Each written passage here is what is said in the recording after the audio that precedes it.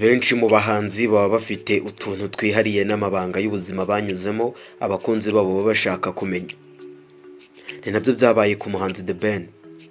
Twifashishije ikiganiro Inyarwanda.com yagiranye n'umuhanzi The Ben nyuma y'uko yabaga muri Amerika. Mu buryo yatangaje bitangaje harimo uko yigize umusirikare agatera ubwoba umuyobozi w'ikigo yigagaho wari wamwirukanye, ndetse akaba yanaragaragaje karitsiye yaho yavukiye.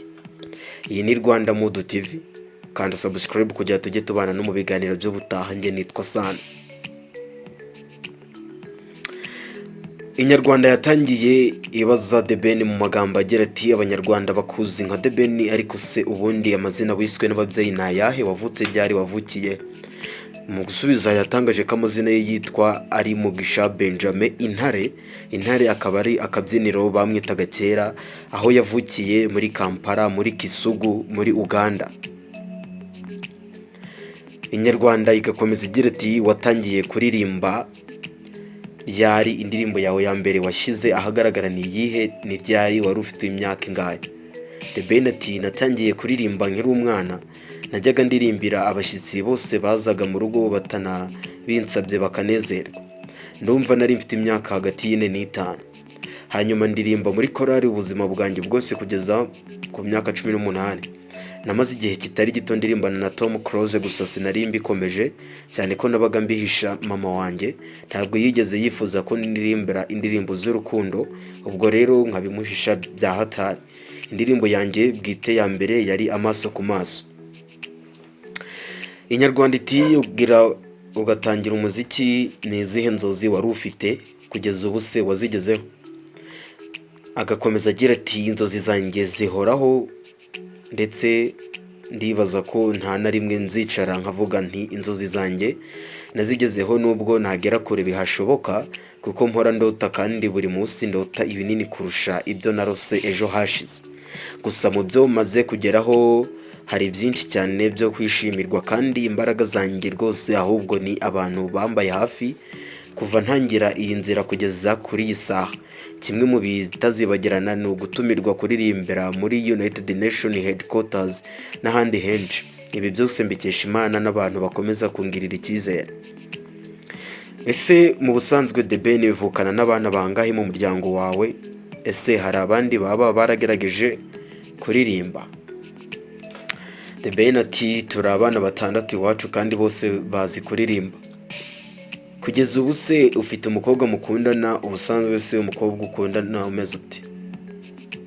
The Ben icyo gihe yatangaje ko umukobwa akunda ari umukobwa wubaha Imana n'abantu by'akarusha kiyubaha. Ati nkunda umukobwa abahungu batinya, kandi nkunda umukobwa ureba kure. Aha The Ben yanze kwerura ngo avuge niba yari afite umukobwa bakundana. Gusa kugeza uyu munsi The Ben yashinze urugo hamwe n'Ubukeza Pamela, bamaze kwibaruka n'imfura yabo y'umukobwa. Bakomeza bamubaza bati mu bwana umuntu akora utuntu dutandukanye harimo n'udusekeje, ni akahe kantu waba wibuka wakoze ukiri umwana gasegeshe ku buryo nawe ubwo iyo ukibutse muri aka kanya useka? Mu magambo ati nigeze kuzimya amatara yose y'ikigo cyose cya GS Dore Gahini, hanyuma baranyirukana ngo nzane umubyeyi. Mama ntawe arahari kandi my uncle marume wanjye yari kunyica. Ubwo mpitamo kwigera mu ga santere hafi aho mbara amasaha kuva i Gahini kugera i Kigali uko ungana. Hanyuma ashize nshaka telefone mpamagara Headmaster umuyobozi w'ikigo mu mujyi mu ijwi rinini nk'iry'abasaza, nti uyu mwana angezeho ariko nta mwanya ndi bubone wo kuzana nawe, gusa ndamukubise niyongera kudakora neza icyamuzanye uzambwire, ubu njyanye abasirikare Darfur n'ingaruka nzazaho. Hanyuma Headmaster numva ubwoba buramwishe ati hoya ntuzirirwe uhaca, n'ubusanzwe si umwana mubi rwose, ahubwo abanguke ku ishuri adasiba amasomo menshi. Niko ngeze ku ishuri Headmaster arambwira ati navuganye na papa wawe ariko uzongere sha. Ubwo nanjye mu mutima nti naguhamije sha uzongere. Inyarwanda igakomeza ibaza The Ben iti ni ikihe kintu wagezeho muri muzika ukishima cyane ukumva ko uryohewe no kuba uri umuhanzi, ni igihe gitaramo cyagushimishije cyane mu buryo umaze kwitabira byose. The Ben ati umwana witwa Lizi warokotse jenoside yakorewe abatutsi yabaga mu kigo cy'imfubyi afashwa na Ibuka, yari atarashima mu buzima bwe kuva jenoside yarangira kugeza igihe yabwiye abayobozi bayibuka ko azashima cyane nabona The Ben amaso ku maso, bakajya no kumva ababyeyi be bakabibuka. Ibuka irampamagara irabintekerereza. Kuva ubwo narasobanukiwe neza cyane ko ikintu cyose kibaho kubw'impamvu. Iki kiri mu bintu byatumye ndyoherwa no kuba ndi umuhanzi, kikanatuma nemeza ko hari impamvu ituma Imana iguha impano.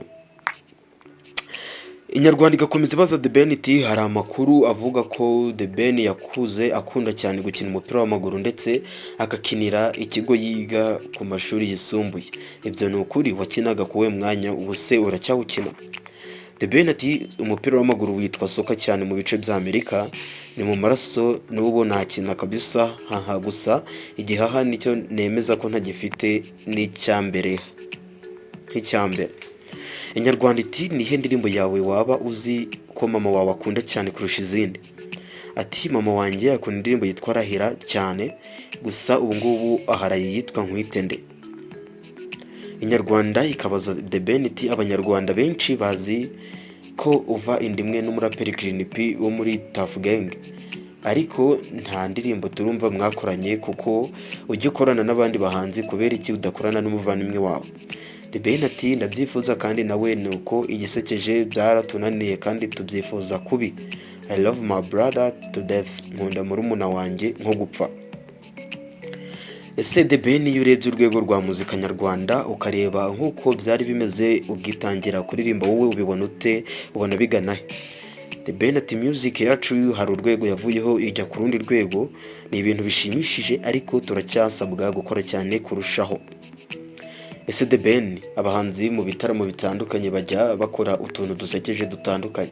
Ibuka ukiri mu Rwanda, ni akahe kantu wibuka kaba karakubayeho nko mu nzira cyangwa mu rwambariro n'abandi bahanzi bakagusetsa cyane ku buryo niyo ukibutse useka? The Ben ati kera ngitangira kuririmba nibwo bwa mbere nari ngiye kuri stage maze bahamagara The Brothers, ngira ngo ninjye bahamagaye, maze ndi rukangezeyo mpasanga The Brothers ntanze ndijijisha, ntoragura agatambaro ka Dani Vumbi, umwe mu bari bagize The Brothers, ndagaruka maze nsanga abahanzi bose bari kunseka batembagaye. Inyarwanda iti ese ni abahe bantu ukumbuye cyane mu Rwanda? Naho se abantu wibuka ukumva urabakumbuye, ni ikihe kintu cyo mu Rwanda ukumbuye? The Ben yatangaje ko yari akumbuye abantu benshi, ati nabavuga ngo barangize, atari ko nkumbuye Inyamirambo sana. Byari bisekeje cyane, gusa icyo mwamenya ni uko The Ben indirimbo yitwa Kibona umwe ari true story ku ndirimbo ze yanditse. Gusa The Ben kuri uyu munsi ari gukorera ibitaramo muri Uganda, aho yavukiye muri quartier yitwa Kisugu muri Kampala, Uganda. Niho yavukiye The Ben. Abantu benshi ntabari babizi. Iyi ni Rwanda Mood TV, ukanda subscribe, ukanda like, uduhe n'igitekerezo cyawe muri comment.